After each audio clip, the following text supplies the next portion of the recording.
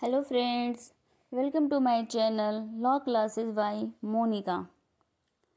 आज का हमारा टॉपिक है LLB second semester contract law का यूनिट 4 का इम्पॉर्टेंट क्वेश्चन है।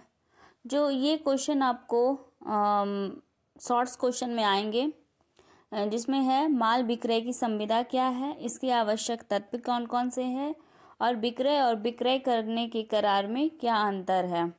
विक्रय और विक्रय करने के करार में अंतर ये आपको अलग से आ सकते हैं शॉर्ट्स क्वेश्चन में। और माल विक्रय की संविदा क्या है और इसके आवश्यक तत्व कौन कौन से हैं। तो अगर आपने हमारे चैनल को सब्सक्राइब नहीं किया है तो प्लीज़ सब्सक्राइब कर दीजिएगा और बेल आइकन ज़रूर प्रेस करिएगा ताकि आगे आने वाला वीडियो आप तक आसानी से पहुंच सके। और अगर आपको हमारा वीडियो पसंद आए तो प्लीज़ लाइक करना नहीं भूलिएगा। आपके एक लाइक से, एक सब्सक्राइब से मुझे मोटिवेशन मिलता है एक न्यू वीडियो बनाने का, एक अच्छा सा वीडियो बनाने का। विक्रय की परिभाषा क्या है? माल विक्रय अधिनियम 1930 की धारा 4 में विक्रय करने का करार की परिभाषा एवं प्रकृति का उल्लेख किया गया है। धारा 4 में विक्रय और विक्रय करने की करार को परिभाषित किया गया है, जिसमें माल के विक्रय की संविदा जो है वो ऐसी संविदा है जिसके द्वारा विक्रेता माल में की संपत्ति क्रेता को कीमत पर अंतरित करता है या अंतरित करने का करार करता है।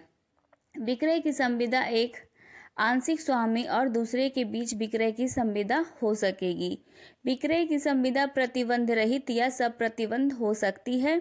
जहां की माल में की संपत्ति विक्रेता से क्रेता को विक्रय की संविदा के अधीन अंतरित होती है, वहां संविदा विक्रय कहलाती है। किंतु जहां की माल में की संपत्ति का अंतरण किसी आगामी समय में या किसी ऐसी शर्त के अधीन होना है। इसमें क्या होता है, धारा 4 में कहता है कि कोई भी विक्रेता माल को बेचता है तो उसके बदले में मूल्य लेता है तो उसे विक्रय कहते हैं।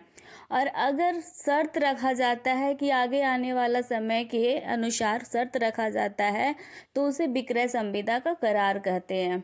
जो तत्पश्चात पूरी की जाती है वही संविदा विक्रय करने का करार कहलाती है।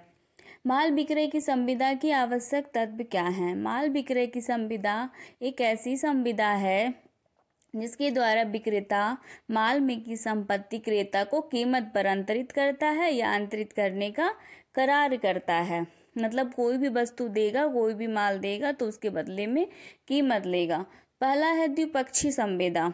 माल विक्रय की संविदा का सर्वप्रथम आवश्यक तत्व है कि इसमें दो पक्षकार होते हैं, पहला विक्रेता और दूसरा क्रेता, जिसको धारा 213 के अनुसार विक्रेता से वह व्यक्ति अभिप्रेत है जो माल का विक्रय करता है या विक्रय करने का करार करता है। धारा 21 के अनुसार क्रेता से वह व्यक्ति अभिप्रेत है जो माल का क्रय करता है या क्रय करने का करार करता है। इस प्रकार विक्रेता व क्रेता दो भिन्न व्यक्ति होने चाहिए, क्योंकि कोई भी व्यक्ति अपना ही माल स्वयं क्रय नहीं कर सकता है।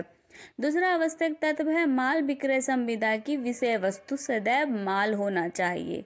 माल विक्रय अधिनियम की धारा 27 में माल को परिभाषित किया गया है। माल शब्द में अनुयोज्य दावों तथा धन को छोड़कर प्रत्येक प्रकार की चल संपत्ति सम्मिलित है, जैसे व्यापार चिन्ह, जल, गैस, हवा, मोटर वाहन, बिजली, जहाज सब माल माने गए हैं। इसके अंतर्गत स्टॉक और अंश, उगती फसलें, घास तथा भूमि से संलग्न या उससे संबंधित ऐसी चीजें जिनका की विक्रय के पूर्व या विक्रय की संविदा के अधीन भूमि से पृथक किए जाने पर करार किया गया हो।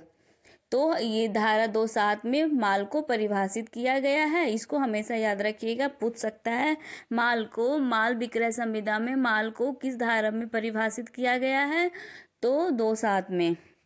तीसरा आवश्यक तत्व है कीमत मुद्रा के रूप में। माल विक्रय की संविदा के अंतर्गत विक्रेता माल में की संपत्ति क्रेता को कीमत पर अंतरित करता है या अंतरित करने का करार करता है। कीमत मुद्रा के रूप में होनी चाहिए।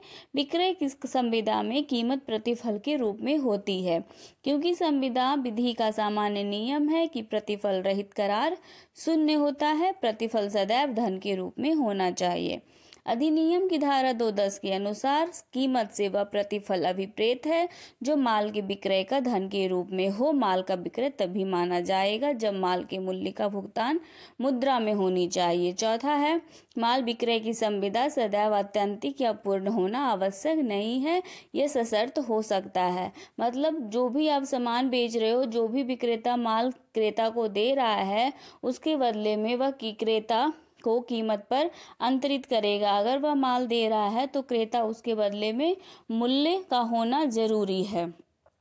माल को अगर बेचा जाएगा तो उसके बदले में मूल्य लिया जाएगा। पांचवा है, माल में की संपत्ति का अंतरण या अंतरण करने का करार। माल विक्रय की संविदा में माल में की संपत्ति का अंतरण या अंतरण करने का करार होना चाहिए। संपत्ति का अंतरण ही माल विक्रय की संविदा का सार है।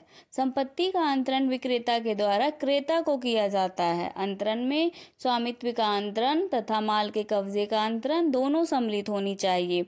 कभी कभी क्या होता है, माल विक्रय की संविदा में माल का अंतरण नहीं होता, माल विक्रेता के पास ही रहता है, केवल स्वामित्व का अंतरण होता है, तब भी विक्रय माना जाता है क्योंकि वास्तविक कब्जा क्रेता का ही होता है। मतलब कोई माल विक्रेता दे रहा है तो उसके बदले में कभी कभी क्या होता है, पैसे नहीं लिए जाते बल्कि उसका स्वामित्व को दे दिया जाता है, तो भी वह विक्रय माना जाता है। माल विक्रेता के पास ही रहता है, केवल स्वामित्व का अंतरण होता है। अगर विक्रेता कोई माल बेच रहा है और उसके बदले में वह मूल्य नहीं लिया लेकिन स्वामित्व का अंतरण कर दिया कि यह आपका हो गया, तो भी वह विक्रय माना जाएगा।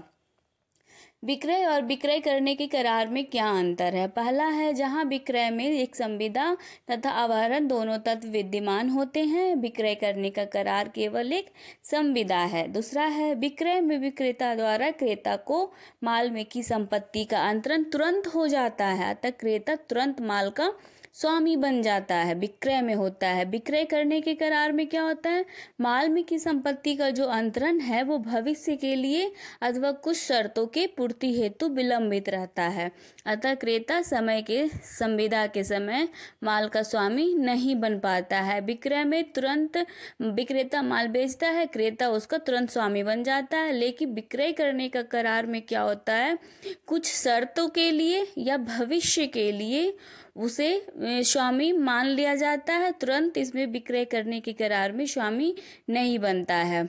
इसमें भविष्य के लिए या कुछ शर्तों की पूर्ति हेतु विलंबित रहता है कि जब आप इस शर्त को पूरी कर देंगे तभी ये सामान आपको दिया जाएगा, तो क्रेता संविदा के समय माल का स्वामी नहीं बन पाता है। तीसरा है, विक्रय में क्रेता जो है वो संविदा के समय ही माल का स्वामी हो जाता है। जैसा कि पीछे पढ़े, माल की जोखिम के लिए भी वही जिम्मेदार होता है। अगर कोई भी सामान कुछ हो जाता है तो वही जिम्मेदार होता है। विक्रय के करार की संविदा में क्या होता है, माल का स्वामित्व विक्रेता का बना रहता है, अतः माल के जोखिम के लिए भी वही जिम्मेदार होता है। चौथा है, विक्रय की संविदा में क्रेता कीमत के लिए अथवा विशिष्ट अनुपालन के लिए बाध्य कर सकता है, परंतु विक्रय के करार की संविदा में क्या होता है, क्रेता जो है वो केवल नुकसान प्राप्त करने के लिए बाध्य कर सकता है। क्योंकि विक्रय के करार के लिए क्या होता है, विक्रय के करार में माल जो है वो विक्रेता के पास ही रहता है, सिर्फ उसका स्वामित्व का अंतरण क्रेता को होता है। और अगर विक्रेता के पास वो माल है, कोई सामान है और उसका नुकसान होता है, तो क्रेता उसके लिए बाध्य ला सकता है, क्योंकि वह भरोसे पर क्योंकि वह कुछ शर्त के लिए उसे उसके पास रखा था, और अगर वह सामान विक्रेता के हाथों खराब होती है तो क्रेता बाध्य ला सकता है। अब विक्रय की संविदा में क्रेता कीमत के लिए अथवा विशिष्ट अनुपालन के लिए बाध्य कर सकता है विक्रय की संविदा में। और विक्रय की संविदा विक्रय में क्या होता है, क्रेता तुरंत स्वामी बन जाता है। तो ये थे हमारे मोस्ट इम्पॉर्टेंट क्वेश्चन। अगर आपको हमारा वीडियो पसंद आता है तो प्लीज़ लाइक करिएगा, चैनल को सब्सक्राइब करिएगा और बेल आइकन ज़रूर प्रेस करिएगा ताकि आगे आने वाला वीडियो आप तक आसानी से पहुंच सके। Thanks for watching my video. और अगर मैं तो सारा कॉन्ट्रैक्ट सेकंड का मोस्ट इम्पॉर्टेंट क्वेश्चन मैं करवा चुकी हूँ। अगर कोई भी क्वेश्चन छूट गया है तो कमेंट में ज़रूर बताइएगा, तो मैं उसे ज़रूर करवा दूँगी। Thank you.